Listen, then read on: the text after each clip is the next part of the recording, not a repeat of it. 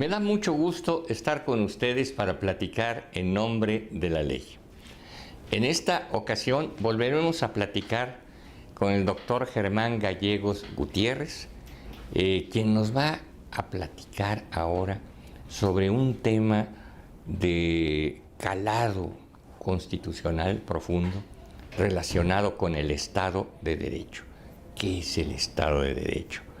¿Cómo sentimos o en qué nos afecta la presencia o la ausencia del Estado de Derecho?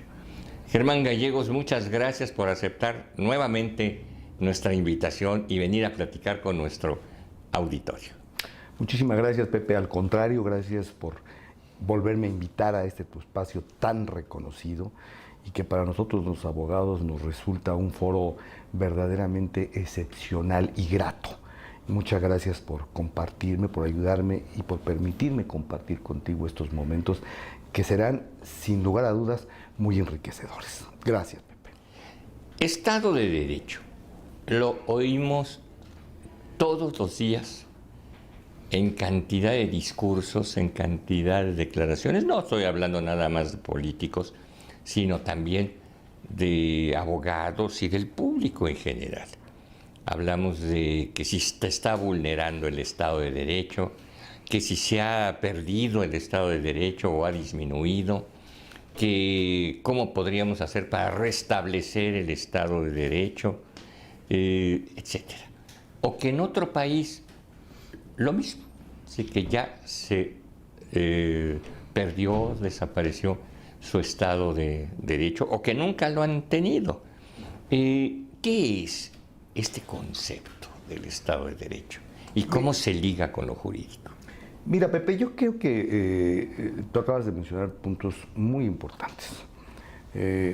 Hablar del Estado de Derecho es un tema que, bueno, yo creo que desde que tú y yo nacimos y después estudiamos nuestra carrera y transitamos por la vida jurídica y política de este país, hemos escuchado. En el caso tuyo, tu padre, un abogado muy connotado, muy reconocido, seguramente desde casa escuchabas un término muy normal para ti, muy común, que era el Estado de Derecho. Vivimos en un Estado de Derecho. Y ahí es donde entra esta parte que acentúo. Seguramente cuando tú eras pequeño, al igual que un servidor, hablábamos de que vivíamos en un Estado de Derecho, que vivíamos plenamente en un Estado de Derecho. Hoy, lamentablemente, la mayoría de las voces, no solamente de los abogados, como es nuestro caso, sino de la ciudadanía en general, trabajes o no trabajes en el sector gubernamental, cualquier persona habla de que no vivimos en un Estado de Derecho. Una pequeña gran diferencia en esa frase. Antes aprendimos, crecimos con el concepto de vivir en un Estado de Derecho.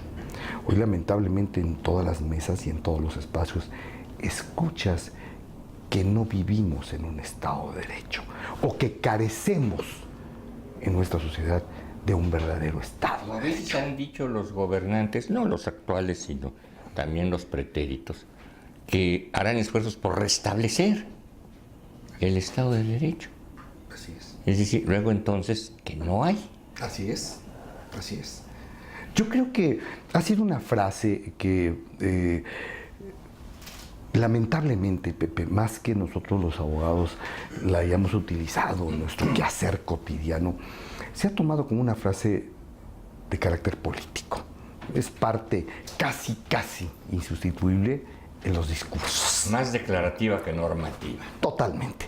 Más de costumbre, ¿sí? Y de costumbre social, popular, que verdaderamente como un elemento fundamental. Entonces, el hablar de Estado de Derecho hoy es un concepto político. Lamentablemente ha perdido esa esencia jurídica.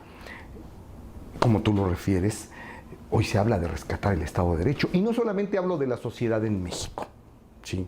La sociedad a nivel mundial, recorres algunos otros países, a ti y a mí que nos ha tocado participar en foros internacionales, en conferencias internacionales, escuchamos en cada uno de estos países buscar el restablecimiento del Estado de Derecho. ¿Sí? En todos los países están a la búsqueda de ese restablecimiento.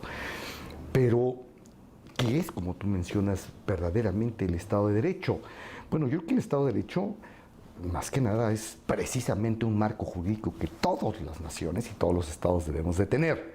Ahora, en México existe como tal, ¿sí?, un Estado de Derecho. Claro. Sí. Lo que no existe es un respeto a ese derecho por parte, ojo, no solamente de los ciudadanos, sino de los gobernantes. ¿Sí? Entonces no es que estemos rescatando, o pretendamos, o necesitemos rescatar un Estado de Derecho. Nos lo hemos dado a lo largo de la historia de este país. Y vamos arrancando desde la época en que México se convierte, ¿sí?, en un país independiente y nos damos nuestra primera constitución en 1824. Desde ese momento nosotros tenemos un marco de derecho y tenemos un Estado como tal basado y fundamentado precisamente en el derecho, en nuestras leyes. Entonces, al hablar de una pérdida del Estado de Derecho, no estamos hablando de la pérdida de ese marco jurídico. Creo que ahí es donde estamos con concepto diferente, ¿no? El término y el concepto de Estado de Derecho surge hace aproximadamente 250 años con los enciclopedistas que plantean al Estado de Derecho como el Estado en el cual el gobernante, la autoridad, se encuentra sujeta, sometida a la ley. Es decir, antes de esto, el gobernante no estaba sujeto a la ley. No había constitución, no había orden jurídico. El gobernante hacía lo que gustara. Y el planteamiento surge como una aspiración, es decir, surge aspiracional. Exactamente. Es decir, habría que tener un Estado de derecho, un Estado de sujeción al gobernante. Lo que te repito, nos parece extraño es que yo he escuchado a lo largo de la vida algunos gobernantes, y muy concretamente algunos presidentes, que han dicho que van a rescatar el Estado de Derecho. Y luego entonces, si no hay Estado de Derechos, yo no estoy sujeto al derecho. Valdría la pena que yo estuviera sujeto al derecho. Bueno, es un contrasentido, ¿no? Es una confesión muy delicada, ¿no? Sí, yo creo que ahí es donde estuvo precisamente esta confusión, esta galimetría sobre ese término en particular. Fíjate que yo aquí, como una entrada, un preámbulo a esta conversación sobre el tema, había preparado un pequeño párrafo, Pepe, que pudiera ser muy explícito sobre ¿Por qué esta no lo parte. compartes? Dice así: el verdadero acceso a la justicia, como ya se ha mencionado en innumerables ocasiones, es sin lugar a dudas un elemento fundamental e imprescindible para la consecución y logro de un verdadero Estado de Derecho. Ahí estamos hablando. Sí. Y más aún si esta justicia tiene que ver con aquellos más vulnerables y a los que tradicionalmente se han violentado en sus derechos fundamentales. Claro, porque efectivamente parte del Estado de Derecho está depositado en los jueces. Por supuesto.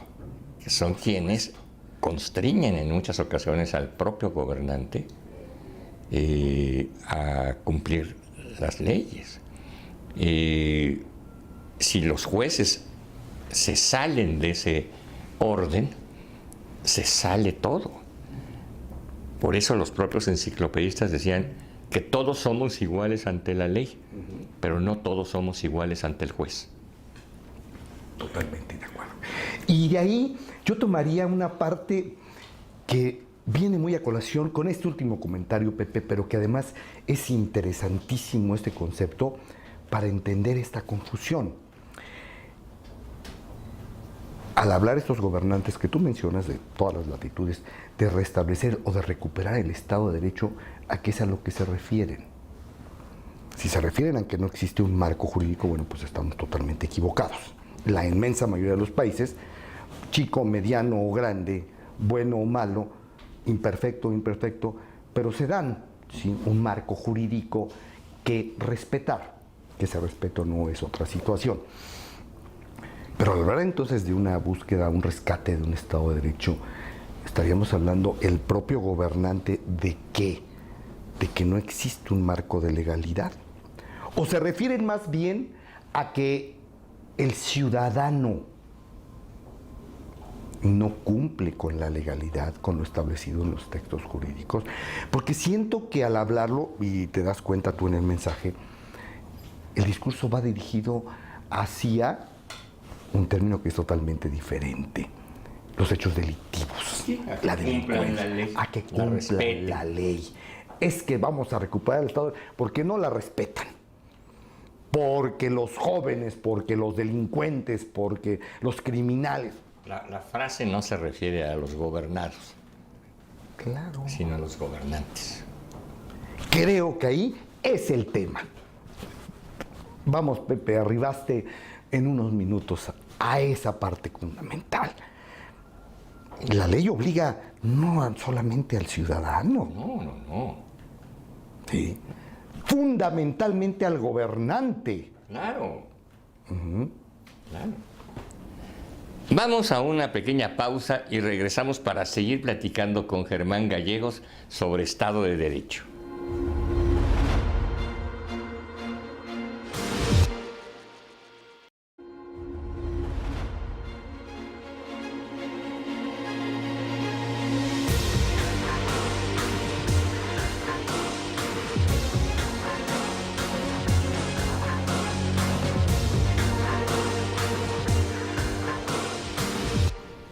Continuamos nuestra conversación sobre Estado de Derecho que estamos sosteniendo con Germán Gallegos. El gobernante está sujeto en todo. En todo. El gobernado está sujeto en algunas cosas. Claro. Y muchas otras las tiene permitido. Es decir, y mientras más amplio es el ámbito de libertad del ciudadano, menos son las sujeciones. El gobernante no tiene ámbito de libertad. En el Estado de Derecho el gobernante no tiene ámbito de libertad, solamente tiene ámbito de potestad, ámbito de autoridad, que se lo marca la ley. Totalmente. Creo que es un principio fundamental entenderlo de esta manera. ¿Sí? El ciudadano puede hacer todo aquello, ¿sí?, que no le está prohibido expresamente por la ley. Así es. El gobernante solo puede hacer aquello que le está expresamente determinado por la misma. Esa es la expresión del principio de legalidad. Así de simple y así de fácil. Pero entonces creo, Pepe, que desde el primer momento los gobernantes no han entendido qué es precisamente un Estado de Derecho y un acceso a la justicia como elemento fundamental de la existencia del mismo. Esto, yo creo que es una falta o una falla de interpretación muy grave que crea una confusión y un desconcierto entre la inmensa mayoría de la sociedad. Claro, totalmente de acuerdo. Y es que las generaciones en su evolución, al perder la necesidad de lucha por algunas cuestiones, pierden también hasta el concepto y hasta la noción de existencia de las mismas. Es decir, hoy en día no luchamos por la independencia. La tenemos desde hace 200 años. Claro, por supuesto. Y parece tan natural como el aire. Así es. Y no imaginamos que hace 200 años los mexicanos no tenían independencia. Así es. Hoy en día no luchamos por la libertad, por la misma razón, porque está consagrada desde hace mucho tiempo. Hoy en día no luchamos por el Estado de Derecho, porque existe desde la Constitución de desde antes, desde el Estatuto de 22, existe un México con un marco legal. Así es, así es. Hay cosas nuevas para nosotros, los derechos humanos, los diversos aspectos de equilibrio, de relación, la igualdad de género, la igualdad de oportunidades, etcétera, etcétera, que son más nuevas. Así es. Sí, yo creo que además en ese sentido, Pepe, nosotros los abogados mexicanos, en particular los abogados mexicanos, debemos de celebrar que nuestra Constitución verdaderamente plasma de una manera muy clara y muy prístina un Estado de Derecho. Claro. Ahí está. Ese no se ha perdido. ¿Sí? Lo que hemos perdido, precisamente, ojo, no los ciudadanos, básicamente los gobernantes, el sentido mismo del Estado de Derecho. El cumplimiento del Estado de Derecho. El cumplimiento del Estado de Derecho. Porque si revisamos nuestra Constitución, nuestra Carta Magna, los primeros 29 artículos del texto consagrados en el título primero, capítulo primero, que denominamos los derechos humanos y sus garantías, este texto explica con claridad el derecho y el respeto a los mismos, ¿sí? El respeto a las garantías individuales, a las garantías que hoy se le llaman derechos humanos, como tú bien lo refieres. Una constitución, y esto lo hago, es un comentario al margen, pero que me han preguntado en muchas ocasiones mi opinión acerca del texto constitucional actual. Tú y yo, que de alguna manera tenemos una pasión por el derecho constitucional, también lo hemos comentado, y me dicen, doctor, ¿qué le parece hoy nuestra Constitución, las reformas a las mismas? ¿Cómo la ve? Tú y yo aprendimos en una Constitución diferente en sus términos, en su desarrollo, en la sistematización, que es un principio de los textos jurídicos. Ha ido cambiando constantemente. Hay un principio de sistematización que se establece en la escritura y en la lectura de los textos jurídicos. Hoy nuestra Constitución no es como debería de serlo, y es una opinión muy personal, y asumo la responsabilidad de mi dicho, un texto eminentemente enunciativo. Las constituciones deben ser textos enunciativos, no descriptivos. Para eso existen las leyes reglamentarias. Claro. Para eso existen las leyes federales, las leyes secundarias, que describen y ordenan los principios fundamentales que sí deben ser insertos en un texto constitucional, ¿sí? Así lo aprendimos tú y yo, y considero hoy en nuestra Constitución, bueno, pues, lamentablemente ya un texto en el cual se describen, ¿sí?, hasta procedimientos. Ya, profusa. Muy profusa. Sí, dicen por ahí, yo tenía una persona, un gran abogado en México, que decía, hay que ser preciso, conciso y macizo, para no ser profuso, confuso y difuso. Creo que la Constitución tiene que atender a ese principio, ¿sí? Tiene que ser un texto eminentemente enunciativo. En el caso nuestro, y es una apreciación muy personal y es un comentario, ha dejado de atender ese principio. Pero más aún, yo creo que volviendo a nuestro tema, Pepe, es muy importante hoy en día, en muchos de los países y en México en particular, que los abogados entendamos este principio de respeto al Estado de Derecho y del acceso a la justicia.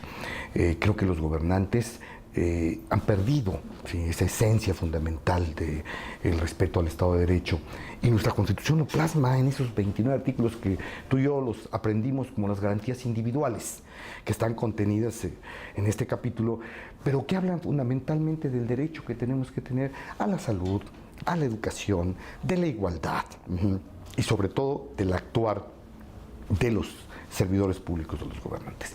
Aquí hay algo que a mí me interesa mucho, Pepe, viendo de frente a los nuevos gobiernos, no solamente el gobierno nuestro, podemos hablar del gobierno como el de los Estados Unidos, podemos hablar de un gobierno como el de Francia, podemos hablar de algunos gobiernos en Sudamérica como el de Argentina, el de Alemania, que son botones de muestra muy interesantes, que es el respeto dentro de ese marco jurídico, no solamente al ciudadano, no solamente a sus garantías, sino a lo que es fundamental, que es la división de los poderes. Eso es muy interesante. Como parte de esta plática, a mí me interesaba mucho hacerte el comentario acerca del acceso, pero no solamente el acceso, sino el respeto mismo a la justicia. ¿Sí? Y aquí es fundamental el reconocimiento del Estado de Derecho, ¿sí?, porque es la autoridad misma la que debe respetar ese Estado de Derecho, ¿sí? Y un principio fundamental que nos habla la Constitución política de los Estados Unidos mexicanos es precisamente la división de poderes, ¿sí? Como diríamos coloquialmente, Pepe, es el inicio del equilibrio. estén divididos. Pero además aquí hay algo bien interesante. La misma Constitución establece que nosotros nos damos una forma democrática, republicana, federal, de gobierno.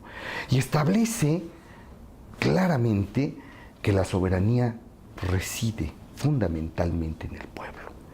Y que el pueblo ha decidido constituirse precisamente como un Estado democrático, federal, de una manera republicana. En ese mismo contexto, la soberanía popular, que es la voluntad del pueblo, ha decidido, y está escrito en nuestra Constitución, ese equilibrio de poderes, esa división de los poderes tan importante que nosotros tenemos que entender.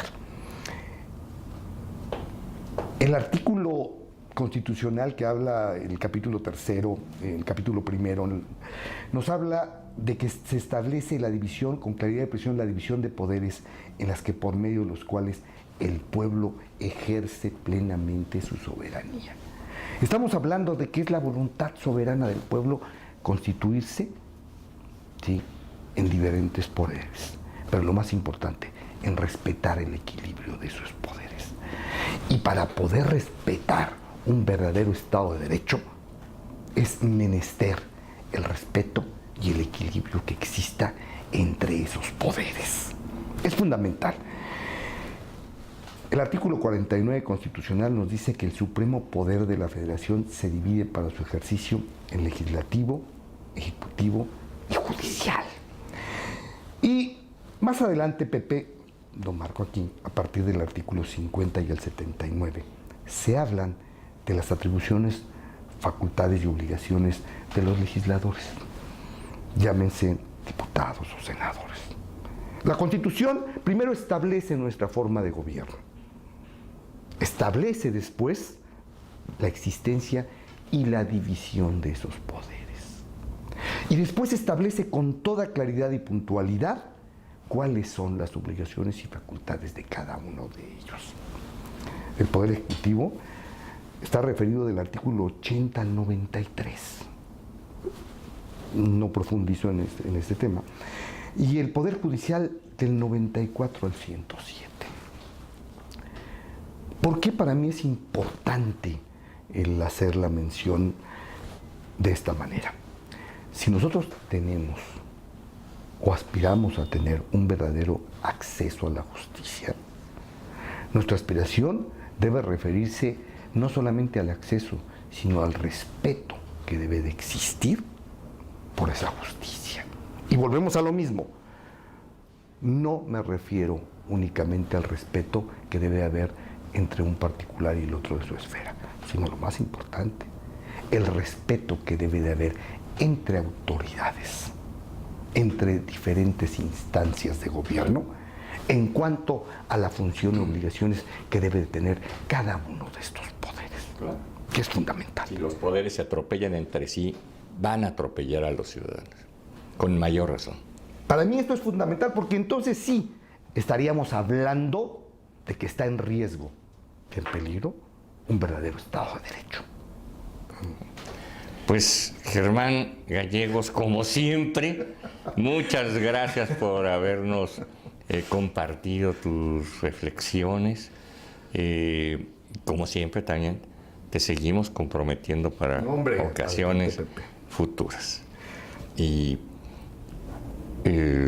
a ustedes muchas gracias por permitirnos entrar en sus hogares y nos veremos en la próxima.